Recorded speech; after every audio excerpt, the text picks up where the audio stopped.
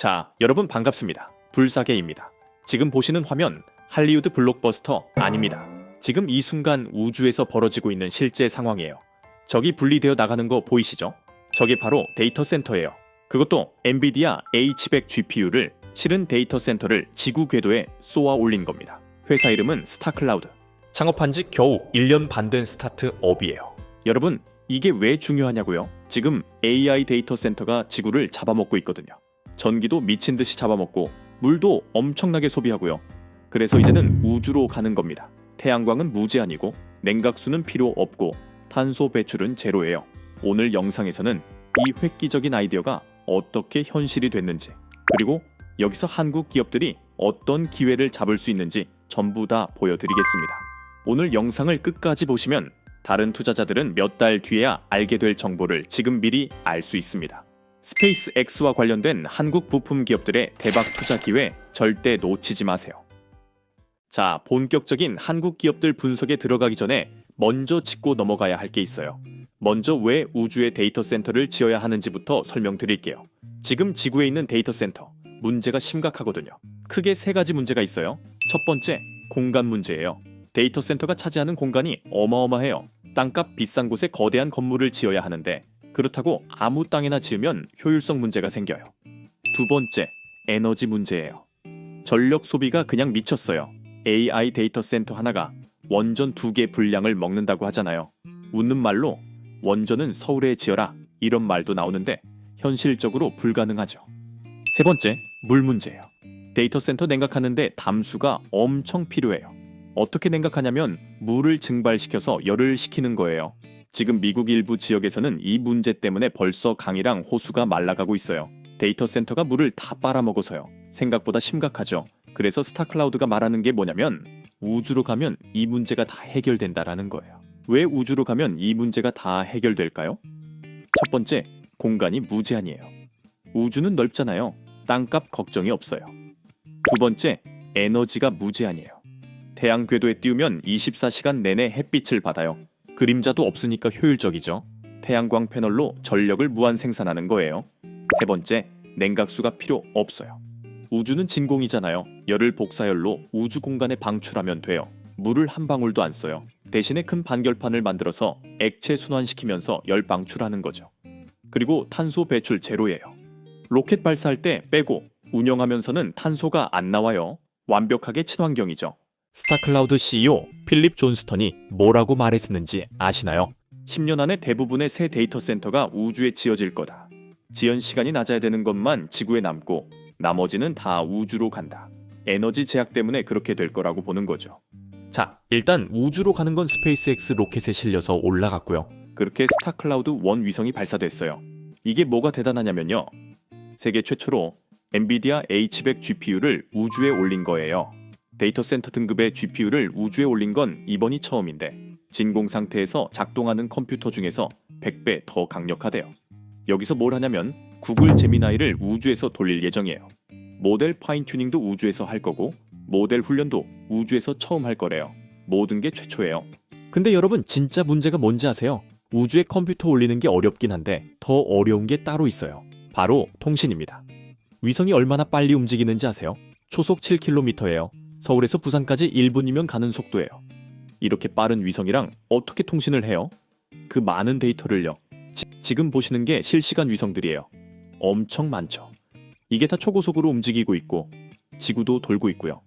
여러분 핸드폰으로 통화한다고 생각해보세요. 처음엔 위성 A랑 연결됐다가 위성 A가 시야 밖으로 사라지면 바로 위성 B로 바꿔야 돼요.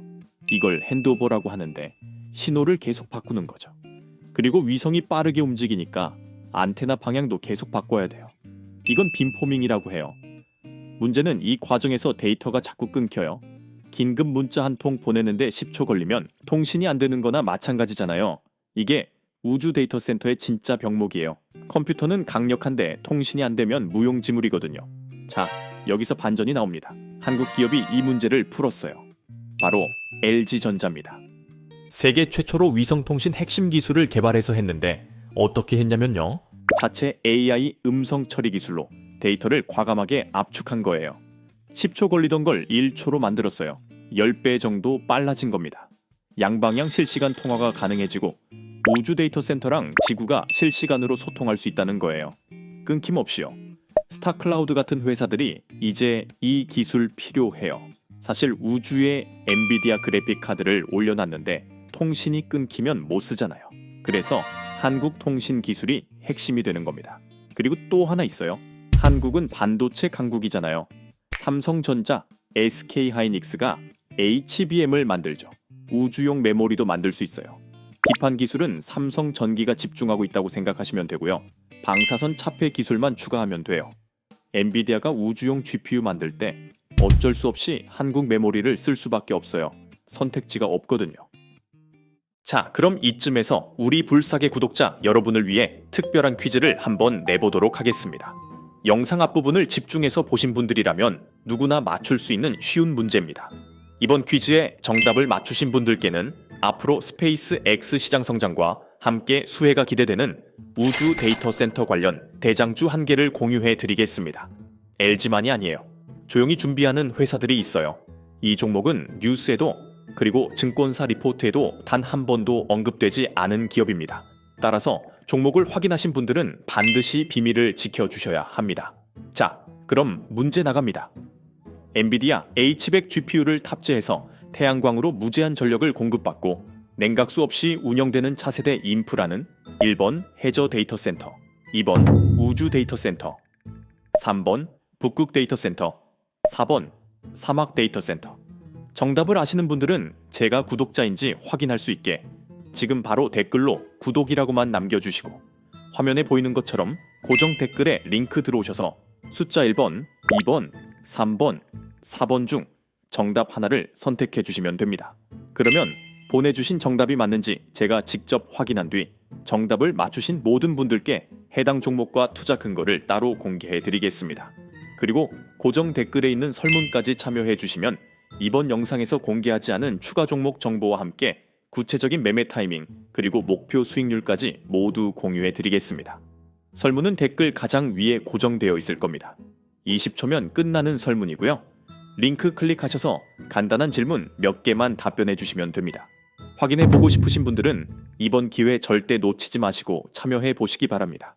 자, 그럼 무슨 말씀인지 다 이해하셨을 거라 생각하고 이제 다시 본론으로 넘어가겠습니다.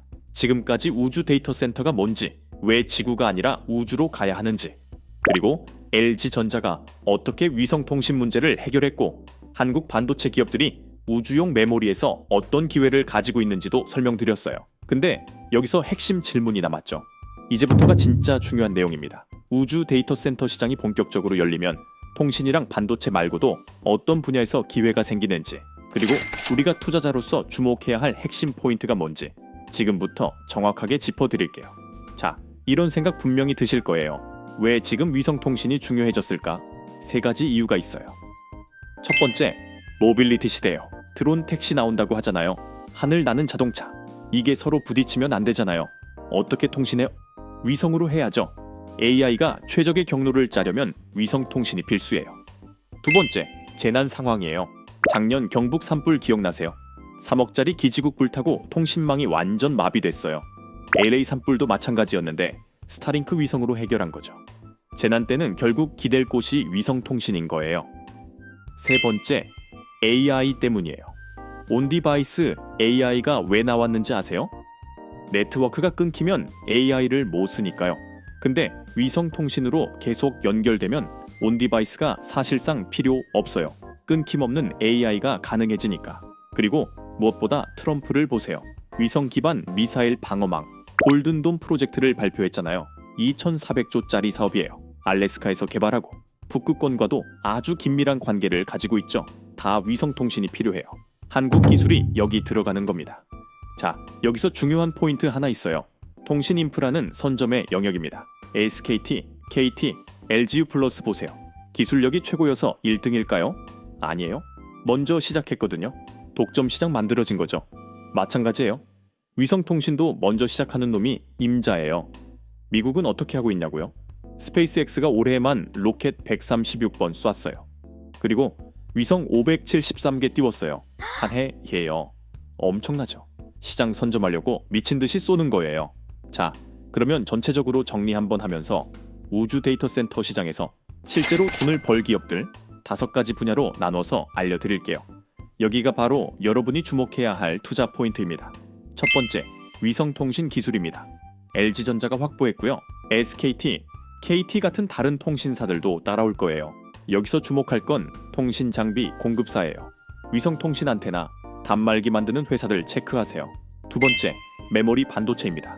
삼성전자, SK하이닉스가 우주용 HBM 만들 수 있어요. 특히 삼성정의 같은 기업이 유망합니다. 기판 기술을 가지고 있거든요. 엔비디아가 블랙웰을 우주로 올릴 때 한국 메모리 쓸 수밖에 없어요. 선택지가 없어요. 세 번째, 위성 부품입니다. 반결판, 태양광 패널, 안테나. 한국은 제조 기술이 강하잖아요. 여기서는 정밀 부품 제조사들을 봐야 해요. 특히 중국이 미국 규제로 막힌 지금 한국 기업들한테 기회가 몰리고 있어요. 네 번째, 로켓 부품입니다. 누리호 있고 민간 우주 기업들 생기고 있어요. 한화에어로스페이스 같은 대형 방산 기업부터 로켓 엔진, 연료 탱크 만드는 중소 부품사까지 이 생태계 전체를 주목하세요. 다섯 번째, 지상국 장비입니다. 위성이랑 통신하는 장비요. 광통신 장비 회사들이 여기서 기회 잡을 수 있어요. 특히 데이터를 빠르게 주고받는 기술 가진 회사들. 지금부터 체크 들어가야 합니다. 이 5개 분야에서 우주 데이터 센터 관련 기회가 분명히 올 겁니다. 중요한 건 단순히 테마주가 아니라 실제로 매출이 발생할 기업을 골라야 한다는 거예요. 우주 데이터 센터가 현실로 다가왔어요. 엔비디아 그래픽카드는 이미 지구 밖 궤도에 있고 성공적으로 작동 중입니다. AI는 기본적으로 먼저 시작하는 놈이 시장을 먹어요. 미국은 이미 미친 듯이 쏘고 또 돈을 쓰고 있고요. LG 창업주가 뭐라고 말했는지 아세요? 남들이 안 하는 것을 선택해라. 남들이 생각도 못하고 손대지도 못하는 거, 이 사업을 착수해서 성공시키는 게 얼마나 보람찬 일이냐. LG가 지금 그걸 하고 있어요. 그리고 우주 데이터 센터 시대가 이미 시작됐습니다. 오늘 영상 어떠셨나요? 오늘 우리는 우주 데이터 센터 시장의 폭발적 성장 가능성을 확인했고, 영상을 집중해서 보셨다면 명확하게 이해하셨을 거라 생각합니다. 그리고 고정 댓글에서 설문 참여하셔서 숨은 대장주 확인하시고요. 좋아요 꼭 눌러주세요. 오늘 영상이 도움되셨으면 좋아요, 구독 부탁드리고요. 알림 설정까지 해두시면 다음 영상도 안 놓치실 수 있어요. 언제나 우리 불사계 구독자분들의 성공 투자 응원합니다. 감사합니다.